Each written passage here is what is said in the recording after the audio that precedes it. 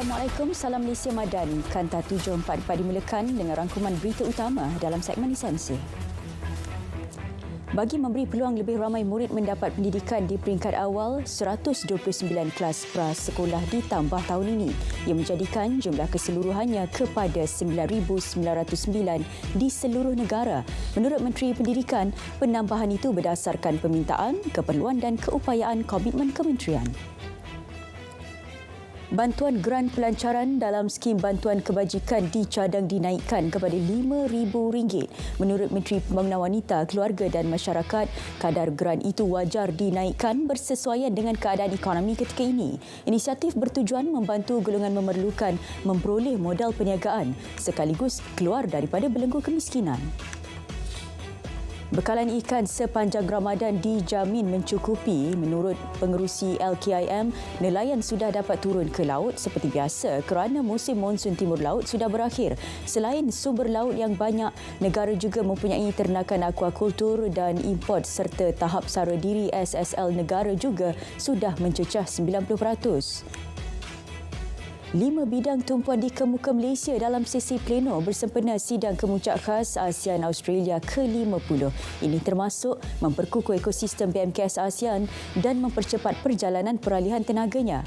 Ia mampu dicapai melalui transformasi digital, pembinaan kapasiti, aksas pasaran, amalan mampan serta penyertaan yang saksama. Perdana Menteri berkata, Malaysia melihat potensi besar sokongan daripada Australia untuk memperkasa ekosistem BMKS ASEAN.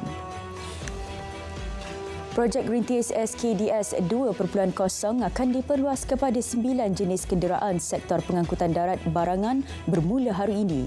Menurut Menteri KPDN, permohonan boleh dibuat bermula 9 pagi menerusi sistem My Subsidi Diesel KPDN. Terdapat 2 peringkat permohonan iaitu dengan KPDN bagi tujuan kelulusan dan syarikat minyak untuk pengeluaran fleet card.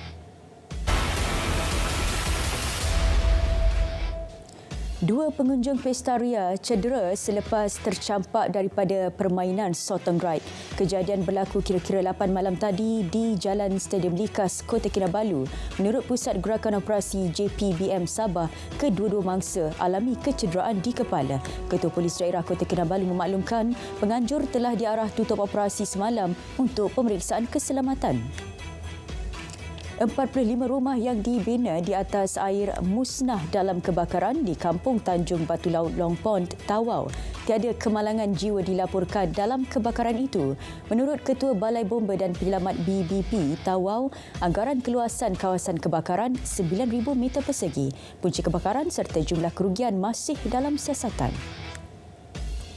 Sementara itu, di Ibu Negara, seorang pekerja sebuah restoran melecur hampir 80% selepas terlibat dalam kebakaran premis berkenaan di Jalan Bangsar Utama 6 semalam. Kejadian berlaku kira-kira pukul 11.30 pagi. Menurut Komando Operasi BBP Pantai, kebakaran dapat dikawal sepenuhnya sekitar pukul 12.40 tengah hari. Punca kebakaran masih dalam siasatan. Remaja OKU Kerdil ditemukan lemas semalam. Mangsa sebelum ini dilaporkan hilang pada Selasa selepas terjatuh ketika bermain air di parit di Jalan Raja Wali 16, Taman Wawasan Kulai. Mayat telah disahkan oleh ahli keluarga dan kes diklasifikasikan sebagai mati mengejut. 28 pendatang asing diberkas dalam satu operasi khas di Lombong Bijih Besi di Kemaman. Menurut Pengarah Imigresen Terengganu, mereka yang ditahan masing-masing warga Indonesia, China, Bangladesh, Pakistan dan Myanmar.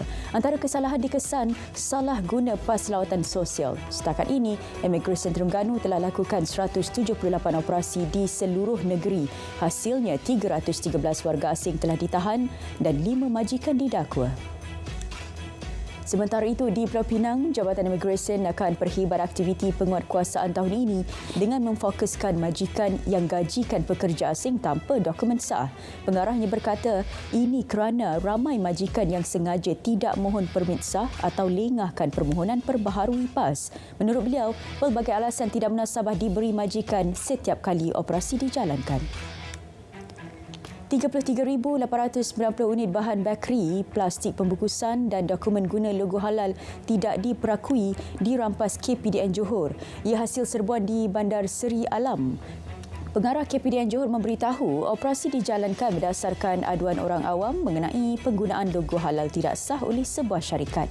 Nilai rampasan kira-kira RM23,000. Guna dokumen palsu untuk mohon PPRT, seorang pekerja syarikat pelantar minyak didenda RM4,000. Tertuduh kemuka butiran palsu pendapatan bulanannya RM900, sedangkan purata pendapatannya RM3,800.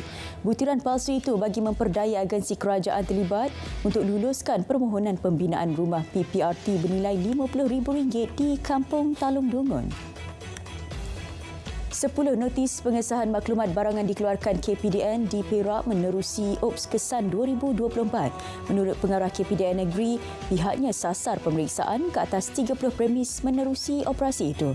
Operasi dijalankan susulan pelaksanaan kadar baharu SST yang berkuat kuasa 1 Mac lalu. Buli cyber, penipuan pelaburan, pekerjaan tidak wujud dan pinjaman tidak wujud antara jenayah dalam talian popular diadukan kepada MCMC Negeri Sembilan. Menurut pengarahnya, sindikat menyasarkan pelajar, pesara dan warga emas. Polis telah rakam percakapan 2 individu berhubung kenyataan yang didakwa berbaur hasutan berkaitan kereta kurniaan yang di-Pertuan Agong kepada Perdana Menteri. Pengarah JSJ Bukit Aman memaklumkan siasatan dijalankan Seksyen 4-1 Akta Hasutan 1948 dan Seksyen 233 Akta Komunikasi dan Multimedia 1998. Orang ramai dinasihat tidak membuat sebarang ulasan atau spekulasi yang boleh mengganggu siasatan. Purata 18 kematian sehari direkodkan akibat kemalangan tahun lalu. Menurut Menteri Pengangkutan, 6,443 mangsa maut akibat kemalangan jalan raya bagi tempoh sama. Justru bagi meningkatkan kesedaran awam tentang keselamatan jalan raya, PDRM akan keluarkan data mengenai kemalangan jalan raya pada setiap hari, bukan setahun sekali seperti diamalkan sebelum ini. KDN nafi dakwaan depo tahanan imigresen di negara ini alami kesesakan. Menterinya berkata setakat ini terdapat kira-kira 13,000 parti di 19 depo tahanan imigresen di seluruh negara. Jelas beliau, satu-satunya keadaan depo alami kesesakan adalah semasa tempoh COVID-19 kerana parti tidak dapat dihantar pulang. Raja Muda Kedah nasihati rakyat negeri itu ambil langkah berjaga-jaga ketika cuaca panas pada masa ini.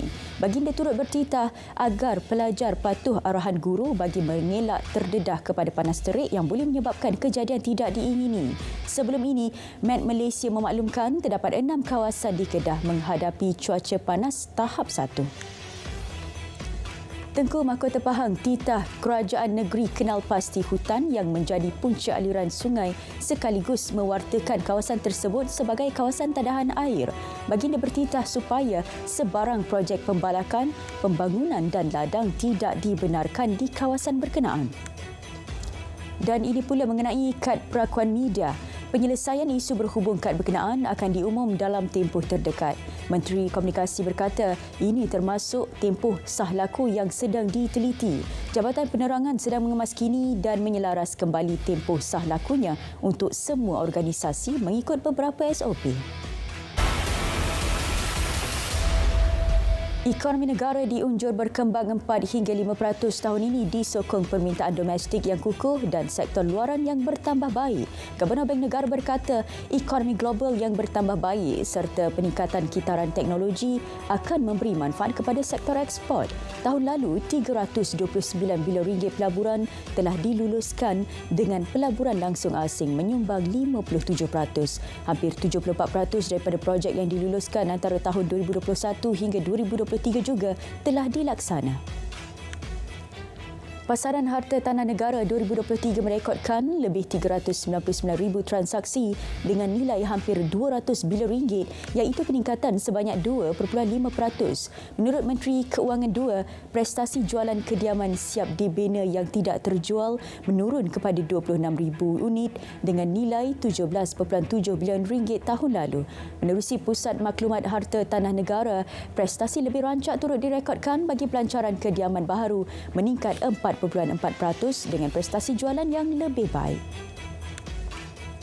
Negeri Sembilan berjaya mencapai nilai pelaburan sebanyak 10.1 bilion ringgit menerusi 189 projek yang telah diluluskan pada tahun lalu berdasarkan rekod kelulusan MIDA.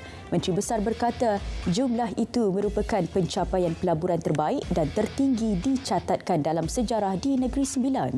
Daripada jumlah tersebut, 4.1 bilion ringgit adalah pelaburan domestik, manakala 6 bilion ringgit adalah pelaburan luar negara.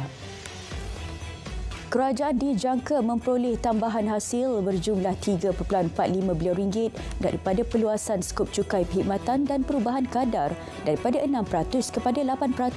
Kementerian Keuangan juga memaklumkan hasil kerajaan persekutuan pada 2024 diunjur meningkat kepada 312.159 bilion ringgit selepas mengambil kira langkah cukai belanjawan 2024 yang disumbangkan oleh kutipan hasil cukai yang lebih tinggi dan pertumbuhan ekonomi yang lebih baik. Perdana Menteri Datuk Seri Anwar Ibrahim telah menyentuh situasi getir di Gaza pada sidang kemuncak khas ASEAN Australia di Melbourne. Malaysia dengan tegas menggesa supaya gencatan senjata yang segera dan kekal dilaksanakan. Datuk Seri Anwar mengingatkan pemimpin ASEAN dan Australia bahawa semua negara anggota ASEAN dan Australia mengundi menyokong resolusi PBB pada Disember 2023 yang menuntut gencatan senjata kemanusiaan. Rundingan gencatan senjata antara Hamas dengan pihak perantara yang berlangsung di Kahirah berakhir tanpa sebarang hasil. Wakil perantara Amerika Syarikat, Mesir dan Qatar berharap gencatan senjata dikuatkuasa sebelum bermulanya Ramadan minggu depan. Sewaktu rundingan tersebut, wakil Hamas telah membentangkan cadangan bagi perjanjian gencatan senjata. Bagaimanapun, mereka kini menunggu maklum balas daripada negara haram Israel yang tidak hadir semasa rundingan tersebut. Dalam pada itu, mesyuarat luar biasa Majlis Menteri-Menteri Luar Pertubuhan Kerjasama Islam OIC di Jeddah menyuarakan kebimbangan terhadap nasib rakyat Palestin. Mesyuarat luar biasa itu dihadiri oleh Menteri-Menteri Luar Negara anggota OIC dengan Setiausaha Agung OIC menyampaikan ucapannya. Pakistan antara negara yang menyatakan kecaman keras terhadap kekejaman Israel terhadap rakyat Palestin dan menekankan perlunya gencatan senjata segera tanpa syarat di Gaza. Sementara itu, jumlah korban penduduk Gaza akibat serangan rejim Zionis kini terus meningkat. Terbaru 30,717 orang dilaporkan maut. Menurut kenyataan Kementerian Kesihatan di Gaza, sejumlah 86 kematian direkodkan dalam tempoh 24 jam lalu. Jumlah korban akibat serangan rejim Zionis di wilayah tersebut akan terus bertambah andai gencatan senjata tidak dilaksanakan di Gaza. Amerika Syarikat mungkin menggunakan laluan laut untuk menghantar bantuan kemanusiaan ke Gaza. Menurut Jurucakap Keselamatan Negara, laluan maritim boleh menggerakkan lebih banyak bantuan. Ia adalah sebahagian daripada usaha berterusan dengan rakan kongsi antarabangsa untuk meningkatkan jumlah bantuan dan menyelamatkan nyawa di Gaza.